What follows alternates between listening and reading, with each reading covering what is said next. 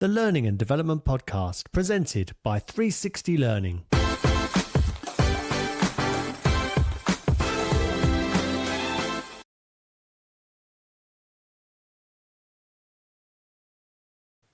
Hello and welcome to the Learning and Development Podcast, presented by 360 Learning and live in New York.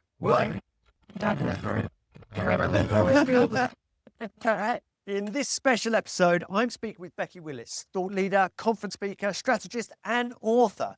Becky, welcome back to the Learning and Development Podcast, and congratulations on your new book. Oh, thanks, David. I'm so excited. You know, it's so cool to actually hold it in your hand. I wish I could hold it in my hand, but it's really cool. And just think about how proud my parents would be. So it's published by ATD, so you can get it on ATD or you can get it on Amazon, but get it. We usually do the ad at the end, but I'm not the breaking convention, Becky. So let's address the rationale for the book first. Becky, why this book and why now? You know, I've been I started my career in training, and I use that term very selectively. And then I moved up through the enterprise fact and ended up in sales and marketing. And I was a business leader. I was an executive in sales and marketing in a couple of different companies, software companies, a little company called HP. Oh, you've got an Apple. Oh, my goodness. A little company called HP, and I did strategy. So I actually picked software. I picked all those kind of things, and I understood. They brought me back in HP to do learning and development, executive and leadership development. They wanted someone who was an executive to do executive leadership development. I started practice 6 years ago at the request of Degreed. We focused on SMB business. But as we focused on the business and as we looked at the different technologies and things like that, it became very clear to me that we had a lot of problems in L&D and things were changing, but engagement was one of them. And I think of engagement a little bit differently than what we normally think of with L&D. We normally think, well, engagement in the classroom, virtual training engagement. I'm talking here about strategic engagement. So I'm talking about getting executive buy-in. I'm talking about getting everybody to really not just use the system, but grow and develop. So the book really helps leaders to grow and develop. 2 years ago at ATD ICE, I did a little 45-minute talk called The 5 E's of Engagement. I'm afraid when I turn this way, you guys can't hear me as well. So you guys are going to be my friends. Okay? The 5 E's of Engagement. And ATD came to me and said, gee, we'd like you to do a book on that. I'm like, it was a 45-minute talk. So, but as I did the research that summer following that, I started uncovering even more things. And one of the people I followed and was talking to at the time was this guy called David James, who was talking and just evolving his learning maturity model. I'd first heard the learning maturity model from Josh Bersin. And what David has taken is take that simple model and really blow it up. So how many of you are really familiar with the learning maturity model that David has put together? Oh, good. So just for those of you listening, I'm seeing about half of the people. If you go on the 360 website and read about it, because it's so cool. It really does describe where we are. But David, can you tell me a little bit about the statistics of level 1 and level 2? Yes, and let's just say that there are 5 levels of maturity, from reactive, proactive, impacting, strategic and transformative, and the vast majority of folks are on levels 2 and 3, which means that it's either a generic shopfront approach or that there's some access to the business, but very few are strategic and almost nobody is transformative. There are way more people in reactive than you'd think, but predominantly proactive and impacting.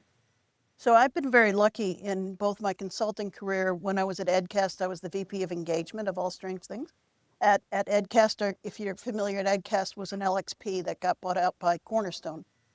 So I've been very lucky to be able to go into a lot of different organizations, including small ones like Dell with 250,000 employees, and change what engagement has meant and change what executive buy-in means and change strategy and do all that stuff. I've seen this for a decade or more.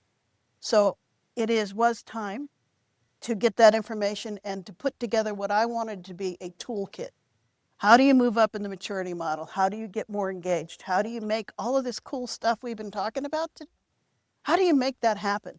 So I wrote a book.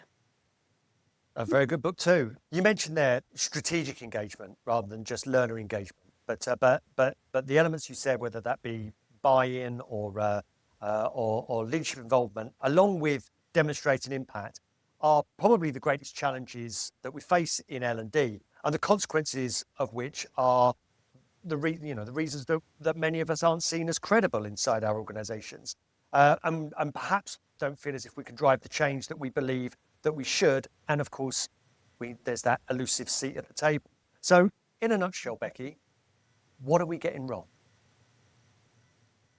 Well, one of the things that I found really helps a lot is the purposeful chapter list that I have. So chapter 2, so chapter 1's an introduction, and that's free on Amazon. If you don't have enough money to buy the book, you can read it on Amazon.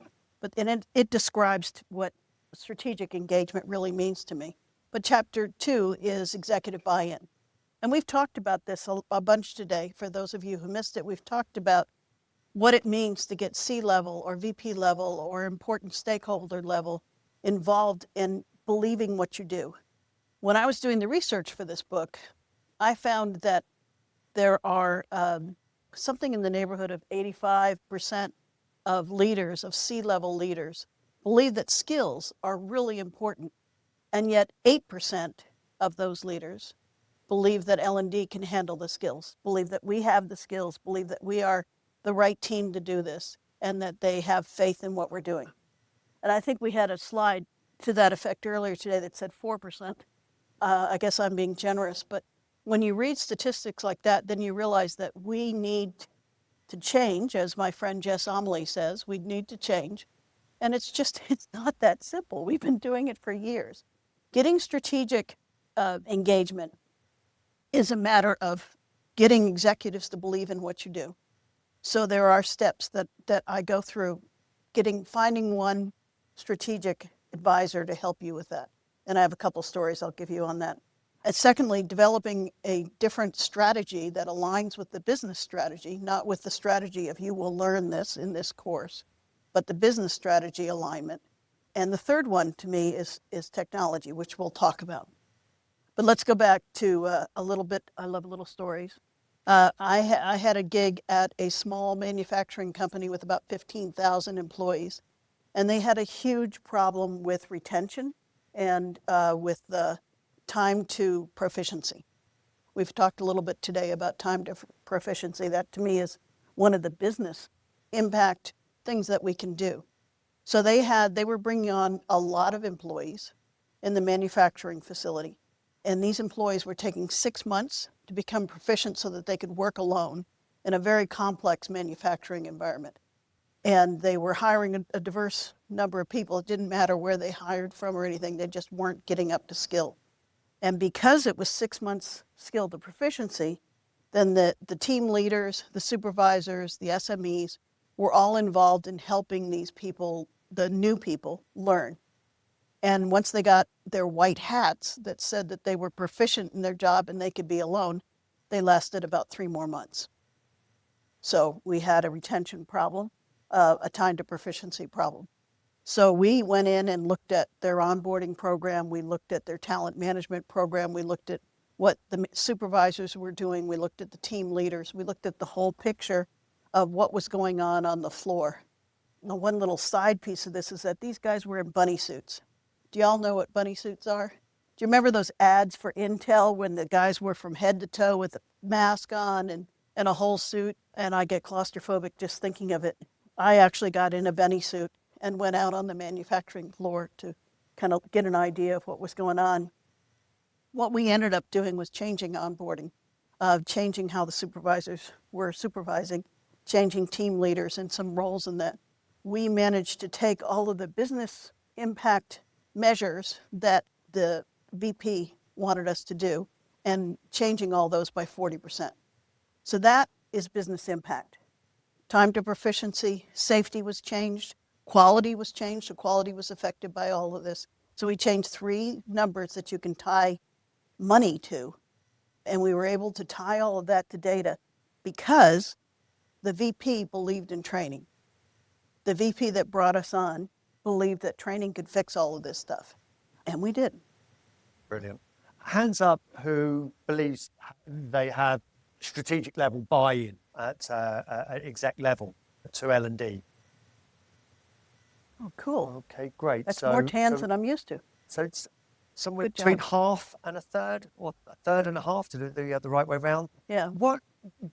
Are there any prerequisites, Becky, to executive buy-in that's integral? Because if it was easy, we'd have 100% of folks, but it's not. Yeah, it's really interesting because I actually had with that VP of the site for this manufacturing facility, I had a lot of conversations with him about why he decided to bring people in to make these changes. And it was because his L&D organization were mostly people who'd been promoted from the floor. They were good at doing OJT. And they weren't L&D people who thought like L&D people from the business standpoint. So he needed real pro L&D people in there. But I think what I've seen so far is to change our mindset. So when your mom asks you what you do for a living? Those of you who did not put your hand up, what do you tell your mom? And a lot of my friends who are in this business would say, I create courses. So I think the mindset of going from I create courses to I solve business problems is a big step. And that means that when the stakeholder comes to you and says, I need training for, you answer it in the way that we've been answering the question today a few times. I love some of the answers that you gave earlier, David. You can't say no, but you can do the 5 whys. You can do what if, you can do a trade-off, but to get that person to think about business results. One of the things I like to do, somebody had the difference, who was it, eSkills, asked what's it cost to have the people sit in the classroom for an hour? What does that cost and what's that worth to you? And is it really worth that amount of revenue? I like to say, we can do that. I did this in another company that we worked with. The IT people wanted the usual cybersecurity course. And it was IT people asking it. And my nephew is in IT and I love him, but we've dealt with these people before, right? They wanted a half an hour e-learning course. They did not want animation. This is a serious subject. We can't have cartoons. Oh. So I said, all right, we can create this course. I was very lucky at the time. I had this lady that was a Beyond whiz. And for her to create something in Beyond at the time, this was about 3 years ago, she could just whip that 30 minutes out. So I said, we'll create a 30-minute course for you. And we'll also do something in Beyond that is not a cartoon. That's about 5 minutes. Because we all really know what we need to do in cybersecurity, okay? And guess which one in the A/B test had engagement? Guess which one had business results where we stopped phishing? Was it the 30-minute one? Anybody want to vote for that? No? So it's a matter of changing our mindset and changing the way we answer when our stakeholders come to us. That's one thing. The second thing is to find a sponsor. Find somebody who believes in learning. And for me, I've found that people used to work at GE or HP, little prejudice, okay?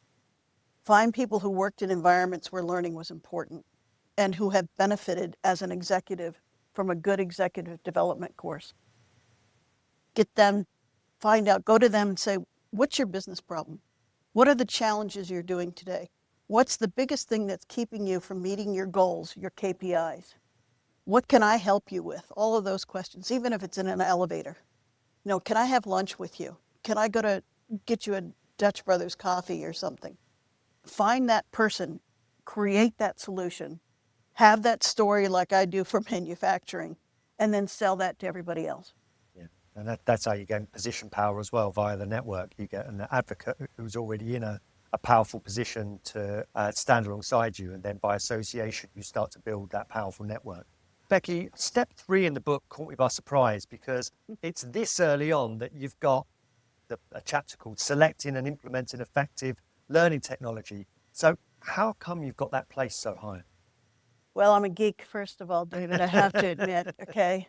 My nephew does take after me, not his mom, by the way. So I have seen both when I was at HP, when I was at EdCast, and what we've been doing while, in Tractus. I've seen where a forward-thinking, collaborative, AI-based LXP skills, all of those things put together, make such a huge impact. We went into Dell Technologies at EdCast. We got Michael Dell involved in it. We did an A/B test. The A/B test, I'm really good at pilots. I can tell you how to do a pilot of any kind of technology product for learning, and it will go crazy because I know how to pick the people that you do for the pilots. There's a real, and it's in the book, okay? It's in the book. Pick IT. You have to have them as partners anyway. Pick HR because nobody cares about HR, but they're going to be your partner moving forward. That you need to have them on your side and believing in you. And then find some department that is really not paid attention to, or sales, but not the whole department, not all of sales, but some of sales, and do an A/B test with the technology. I've seen engagement from the numbers on the platform go from 8% is what we had at HP, 8%. In just a few months, we went to 35%. Then we went to 50%. And I've seen it go as high as 80%.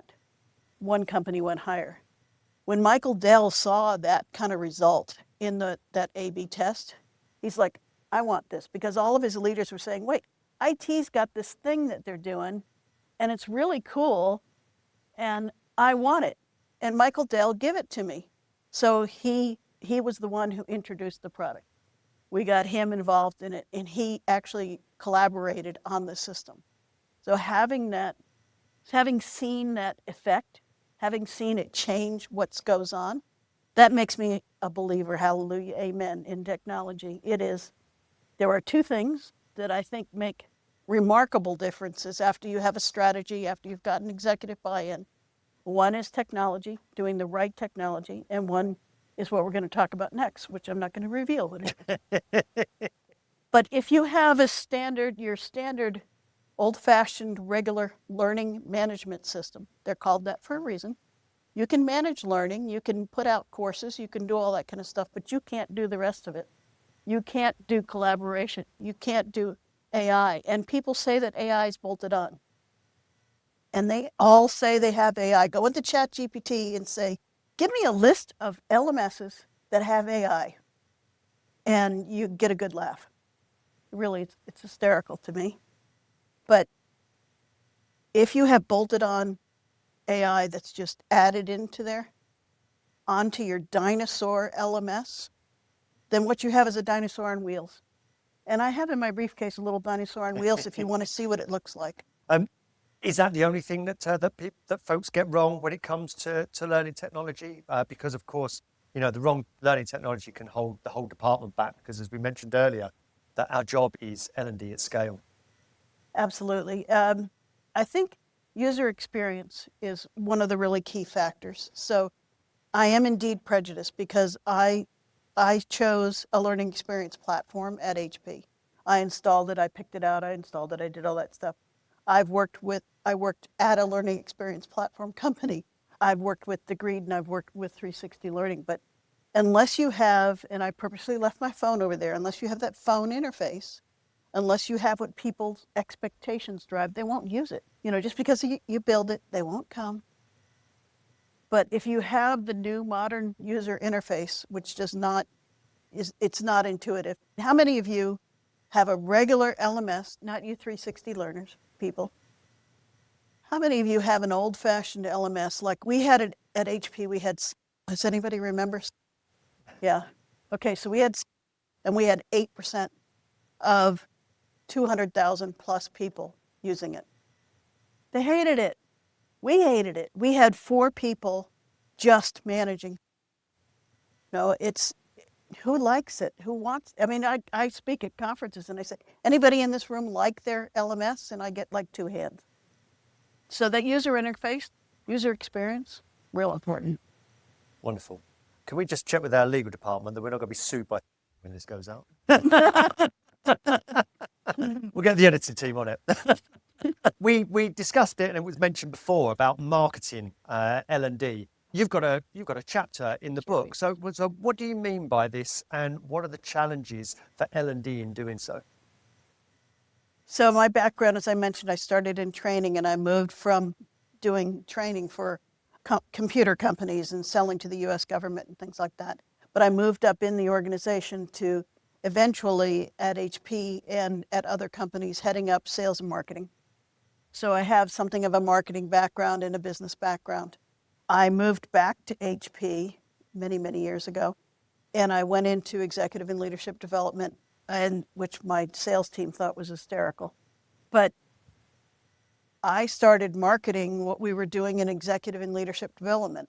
I got our CEO involved in it. I got everybody at the C-suite. I got the CFO involved in all of her team was creating content for us and doing collaborative stuff and creating videos and everything in there. Getting that collaborative environment and selling it and telling people about it. We can't just sit back and expect people to do the Netflix of learning. Anybody here believe in the Netflix of learning? No, no hands. Okay, good. I worked at EdCast, and that was one of our slogans when I first started, and it went away very quickly. There's no such thing as a Netflix of learning. That's not going to sell us. We have to actually get the word out. We have to have stories about how leaders are involved. We have to have leaders involved in being collaborators. We have to have influencers involved and tell success stories. We're not going to be able to just expect people to, we have thousands of pieces of content, go find what you like. And I use the term champion.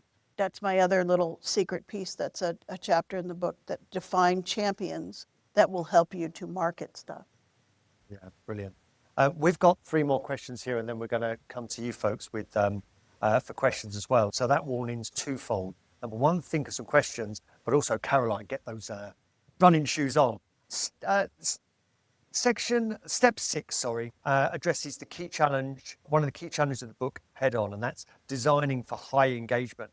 It sounds so easy. What are the fundamental elements of doing this, and how is it different from what's more commonly done? Another good question. Thank you, David. It does sound easy. I've had a lot. I am not an instructional designer. I'm going to actually confess to y'all. I have had instructional designers on my team, and I've helped to come up with the concepts and the ideas and stuff. But it's a little bit back to, if you build it, they won't come. Figuring out what does it take. I believe heartily in blended learning. I believe in learning experiences. I believe that you have to give people the kind of answers that they need. And I'm not talking learning styles. Let's not go down that road, okay? But do they need something that's in the flow of work? Do they need something that's quick? Give them a blended path or pathway. And I love pathways much more than curricula in there, because I don't believe in pedagogy. That's a whole nother religious experience. We'll talk about that over drinks. But I think that, if we really do a needs analysis of how do we solve the problem, as opposed to, in this course you will learn, we can design things a lot better. Lovely. If that doesn't stoke up some questions, I don't know what will. Becky, I love step 7 because for me, it's the great big so what for both the organization and the workforce. So how do we tie L&D to career development, which of course is a challenge for everyone today as careers are changing? Yeah, and it's a much flatter organization. I've done a lot of work in the past 3 years on internal mobility. Have any of you ever heard of Bev Kay? She wrote Up Is Not the Only Way. Yep, okay. I'm hearing big head nods. If you haven't heard of Bev, then check out her books, especially for your first level managers and about internal mobility.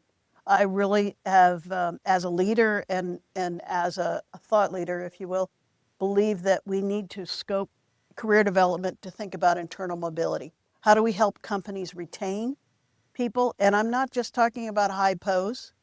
That's another one we can talk about over drinks, I think. But how do you retain the really valuable people that you have, and how do you keep them interested and engaged? And that career development piece, I talk a lot about internal mobility. We have a course that we've put together called Grow Here. That's a whole program for internal mobility in there. So it's putting ideas together that managers understand how to have career conversations. What a bizarre idea. Employees look at it moving other than up, that you're not going to be able to move up as many times as you used to. So how can we keep you engaged and how can we keep you going in there? And I think it's our job to design and to address that career development, which makes me think, David, about talent enablement. I really like that title for us. And how many of you think about yourselves as title talent enablement rather than L&D? No? Oh, we have a couple. I think as we need to change, as we need to evolve as an organization and what our jobs do, that we have to think more about talent. Bless you, Kelly. We have to think more about talent enablement. And I think that change of name helps the leaders to think of us differently. And that means partnering more with the talent management if you have organizations, if you have a talent management group. And what can you do to help them? What can you do to help the recruiting people? Where are the skills coming out? So all of those thoughts are wrapped up in there. Thanks, Becky. Final question from me then. There is so much in the book that we've not covered, least of all the tools in every chapter to turn the theory into practice. But from a standing start today, what advice would you give the audience here and the listener if they're looking to make their first steps to advancing their L&D proposition? I really thought carefully about the order that the book would be in. So the first 3 chapters, to me, have to be where you start. The first 3 chapters are executive buy-in. So that's finding that sponsor, finding that person, changing your language. There's actually tables in there about how to change your language. Learn the business. Depending upon the size of your company, that's different ways that you can learn the business. But one of the ways that I did it when I started out in HP, I'm not going to say how many years ago, was even though I was in an MBA course, I wasn't very good at finance. Numbers wasn't my strength. So I made friends with the comptroller, which is the CFO of our division, and learned how do we make money? What does cost of goods sold mean? What do all those things mean? Learn how the business works and how their KPIs are. What are the challenges that they have? Really, if you are a publicly traded company, you can get a lot of that information off of your website, the external website. But spend time, find a mentor, and get to know the business and what the challenges are. And then find a leader who is either really good at their job and likes training, or is really terrible at their job and needs a lot of help. Those are the 2 steps that I would take to get started out. And then mold your learning strategy. There's a whole learning strategy chapter in there. That's step 2. And there's some examples of how to change your strategy from the shop front, from level 2, level 3, or even level 1 of the maturity model to move it on up in there. Thanks, Becky. Before we get to your questions, ladies and gentlemen, Becky Willis.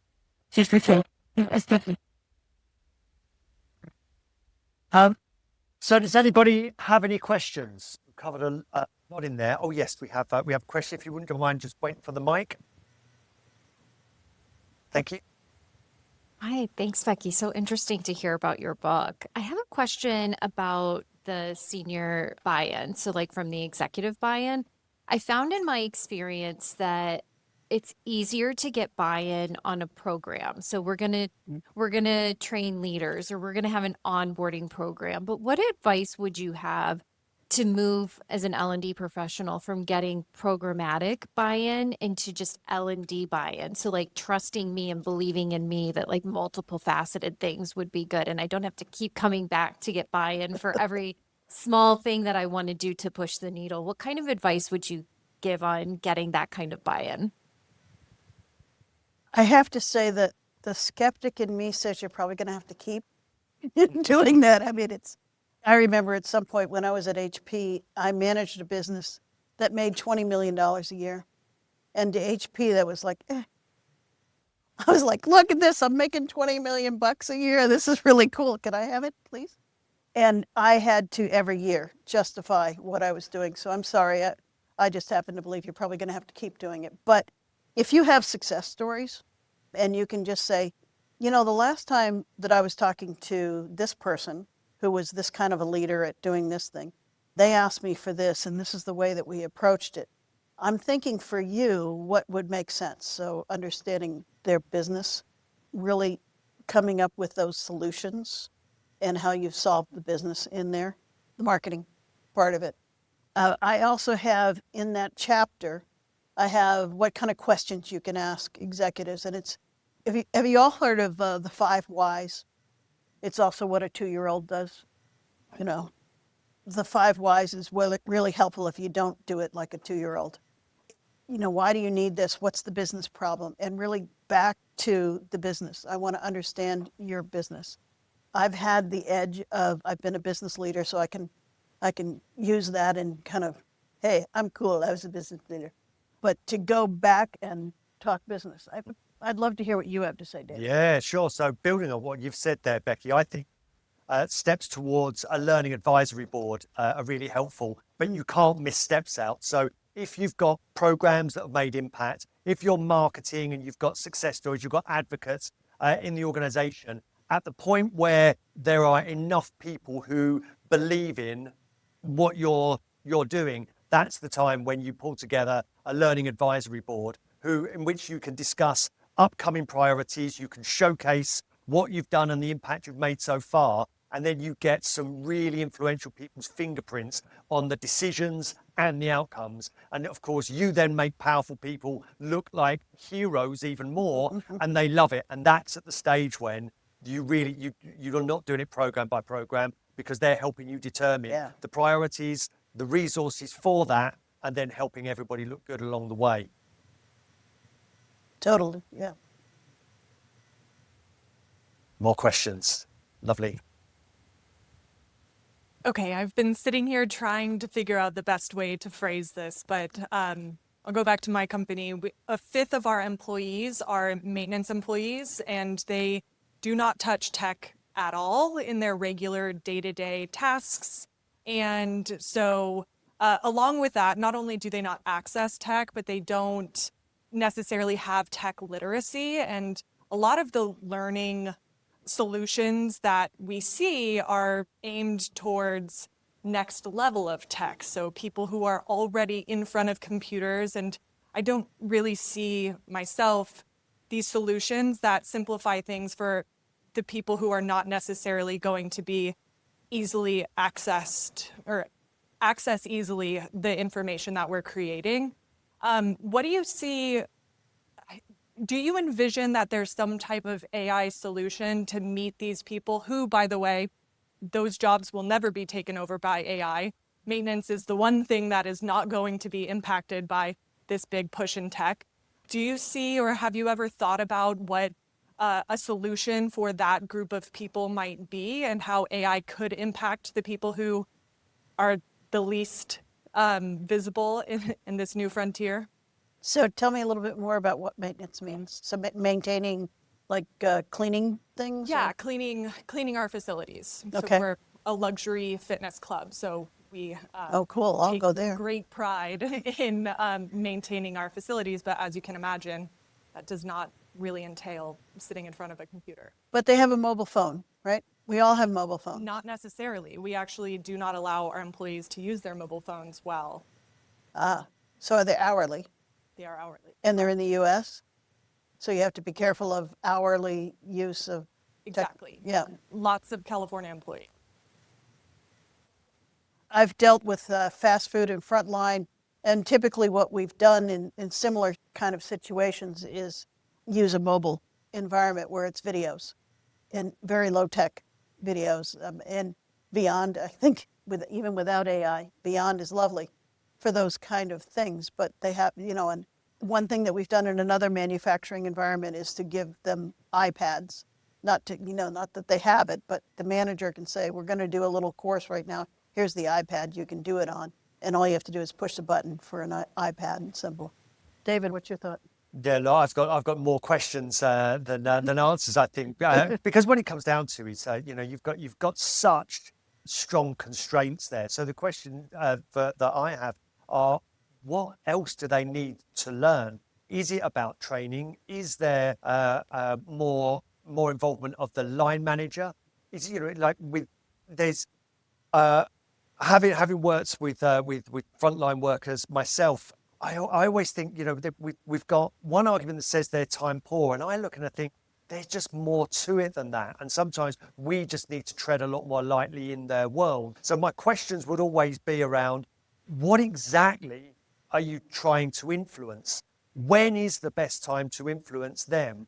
And what are the constraints? And what it might come down to is you've got to leave them alone. It's the manager and employee relationship, which is everything. And so you go back to those levers. I think you're asking the right questions, which is there more that we can do? But I think it always comes down to that essence of what is it specifically that we're trying to change or influence before you come down to it. Because, you know, I think that you touched on it, Becky, you know, if you lead with solution, I think we end up creating our own problems. But if we identify specifically what it is that we're seeking to influence and whether we should treading lightly in their lives, then I think that we get closer. Did you have a follow-up question? Just to say that we have all of these incredible new tools that we're able to use, and sometimes we're highly encouraged to start using these tools, but there's a whole subset of our employee base where it just doesn't always make sense to use them. So Yeah. just trying to Yeah. figure out how we can. One of the things that I've done in a similar sort of a frontline one is to create what I used to call learning in a box, which I'm sure a lot of us have done before, where you give the manager the tools to have that conversation with the person. So it's more giving the manager the types of things, and AI can help with that too. So it can actually produce the slides, it can produce all the stuff. So the manager is actually spending the time to do it. But time is one thing that I find that isn't more of an excuse. To me, when we hear a lot of our people say, well, our people don't have time for this, I consider that an excuse. To me, that what they're really saying is, I don't value what you do. Could be just me, but. Yeah. Great. Any other questions? Oh, we've got one here, some there, over here. Lovely. Thanks. This whole discussion about those little micro learnings has been super educational for me, mostly because a lot of what I do is outside of that, from the more human skills perspective of building discernment and skills around conflict and feedback and tolerating discomfort. Those kinds of things, to me, feel like they require presence, undivided attention, and maybe being able to sit and be inefficient at times. And I'm wondering if I'm not thinking about this in the right way, and what you would say to, do you have advice or suggestions for helping to reinforce those capacities with this kind of like situational micro learning approach that would still be effective and not cause more noise? I do like the AI coaches for that type of situation, because I think it's a situation that experience really helps you to do it. And I love classroom training. I'm sorry. I love classroom training. I love the fact that you can collaborate and you can have those coaches. And I think AI coaching is the scalable solution to classroom training in that sense. Yeah, and I think that your question, in my mind, highlights one of the real key issues I think that we face, and that maybe isn't even discussed, and that is the corporate treadmill. It's not designed for space and reflection. It's designed for always being on and always delivering. And so it's Guy Wallace who introduced me to the phrase, but I know that it was one of his mentors that said it, and it was that soft skills are only hard skills, but out of context. So nothing that you do is a soft skill. You're employing the skills required in a given context in order to deliver you results. And I think one of the things that we can do to serve our clients better is to understand their context, and so to help them with the situation. In that regard, I mean, I've been in corporate situations where, you know, you're in a meeting and someone comes across unwell because the stress that they are under.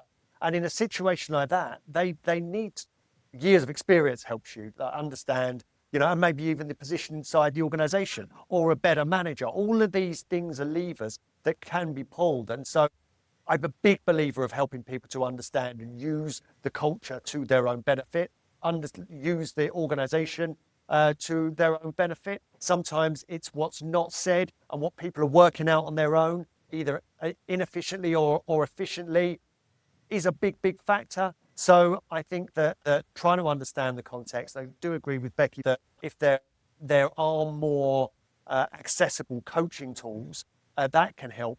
But sometimes it does come down to space.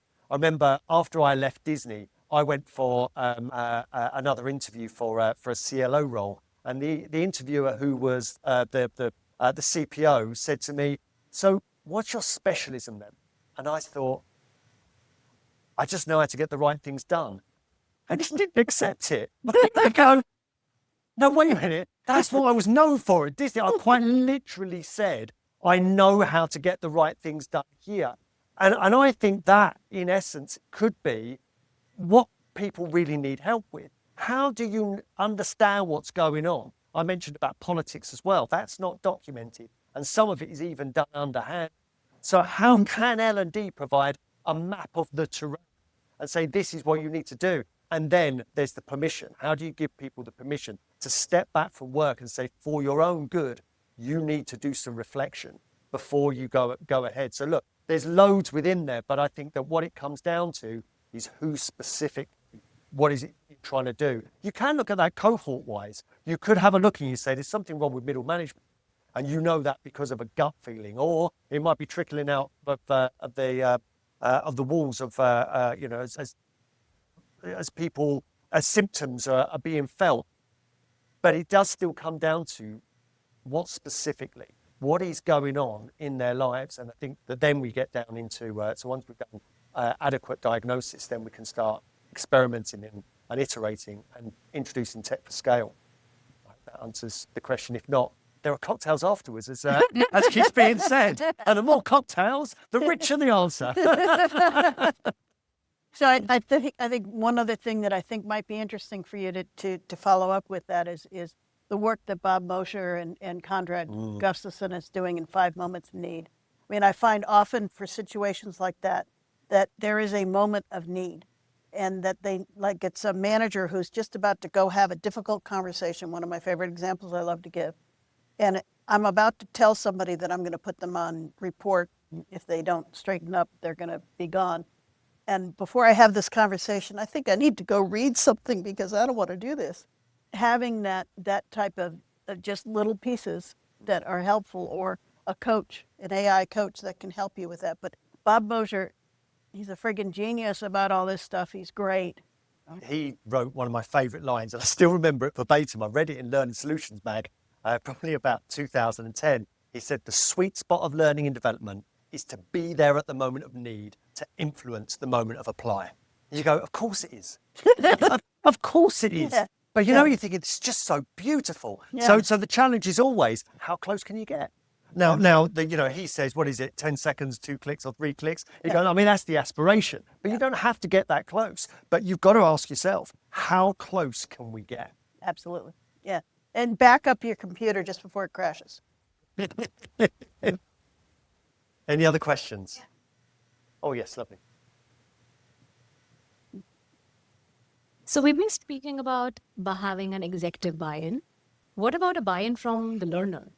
Sometimes the learner may push back, may not want another course, another program, another thing we'll have to constantly invest time and effort in, but nothing changes, and I'm being asked to do too many things. A small context, we've been getting into a conversation with a finance company, which is asking us to develop a storytelling-led learning experience, which gets finance people to have a mind shift change. So the way they look at their function is now going to change. That's the corporate expectation. Now that's a huge ask. It's a massive ask. My point is sometimes, and I've experienced that before, where the learner pushes back, oh, this is not for me. I can't do this. I can't now suddenly change the way I function after 20 years of working like this. How do you address that? Buy-in from the... To me, there's a couple of different answers. I think collaboration is one really big answer there. That having a collaborative environment where you have executives, you have stakeholders, you have managers, you have subject matter experts saying, this is the way it's going to be. And I've been one of those people that says, I ain't learning this stuff. When they tried to give me statistics in my MBA course, that was my feeling about it. But, you know, it's if you have, like in my Dell example, you have Michael Dell saying, this is the way we are as a company are going to go. This is what we're going to do. And that cascades down. When we had the CFO at HP saying, this is the way that finance is working in the company. And she had all of her direct reports actually do videos that explained it and explained why it was important. I've got a big Y on my forehead in the introduction. I am old-fashioned. I talk about Simon Sinek. Simon Sinek? Yeah, okay. How many of you have seen his little, Y thing? I'm sorry, I actually put it in the book. I put a link in there to his video. It is a really good thing to remember. Why are you doing this? Do you want to keep your job? I mean, first of all, do we all want to keep our jobs? Because we've got to be more effective. We've got to change. We're in the same boat as that person. And if we want to keep our job and we want to be effective and we want to be heroes, I want to be a hero, and we want to wear those capes, then we have to know the why, and we have to believe in the why. Yeah, it goes back to the trust battery I was talking about before, but especially when you start with the solution. But there's a brilliant book called Traction. And it's how you get people involved, like engaged in a tech startup. And there's this beautiful phrase. It says, "Help people to do what they're trying to do, but better." Now, your position of your program has got to be, you've got to understand what they're trying to do, what they can't do, and then your solution has got to help them to do that better. And if you can't do that, you won't get traction. You might not even get attendance. So, you don't have to go back to the drawing board. There are still ways in which you can hustle and make some impact. Get some people who are genuinely interested, do some A/B tests. If they're interested, they want to come, then have them attend, then do an A/B test on those who came and those who didn't. And if there's no difference, there's no case for this to progress, because I do realize for you, there might be some face saving for you to do. If you've been told to do it, you've got to just do it. But it might be some savvy required on your part so that your stakeholder doesn't look foolish. You do what's expected, perhaps almost until the energy falls out of the project. And sometimes we need to do that stuff. But yeah, if I were you, I'd be looking at that. Get some people who are keen, run an A/B test, and see whether that's worth it, and then deal with the fallout of that in a savvy way. We might have time for one more question. Do we have one? Yes, Jessie. Thank you. So we have, for the first time in history, 4 to 5 generations in the workforce at one time.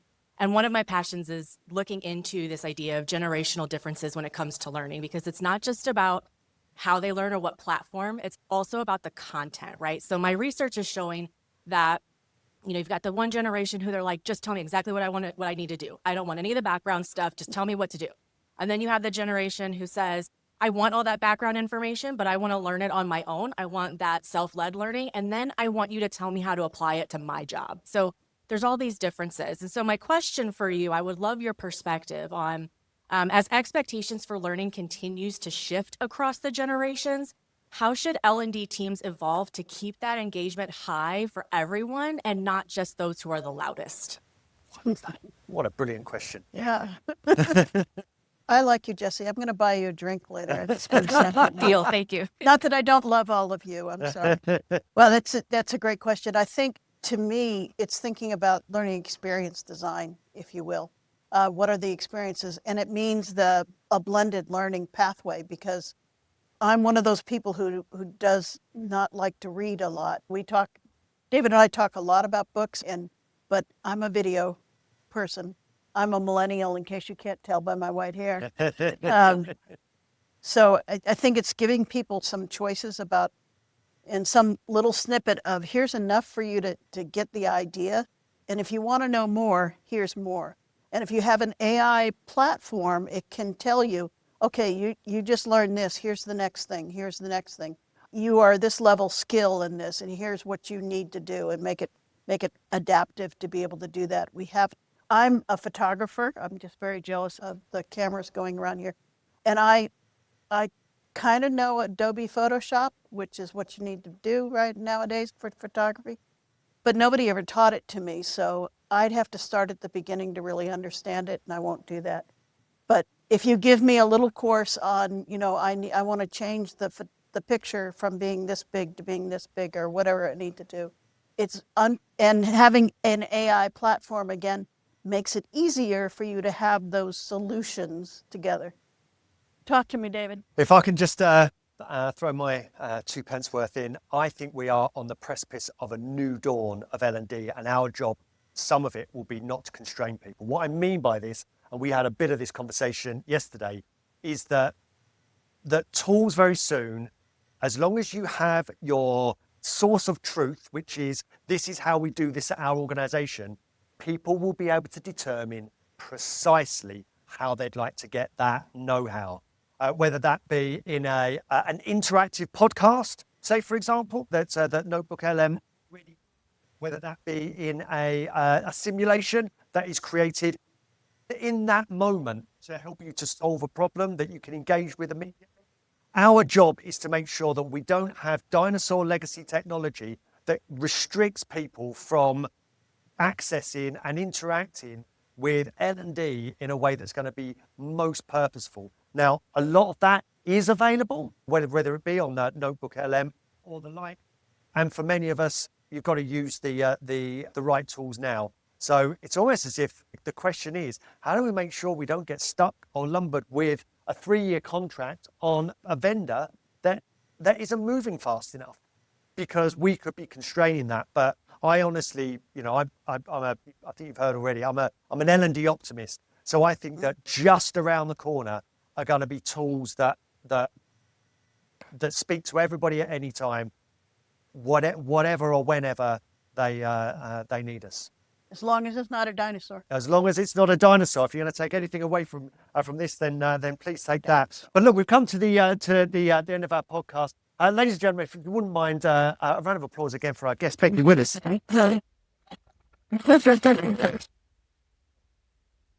I've known we quite literally couldn't have done a live podcast without you. So New York City, how about applause for yourself?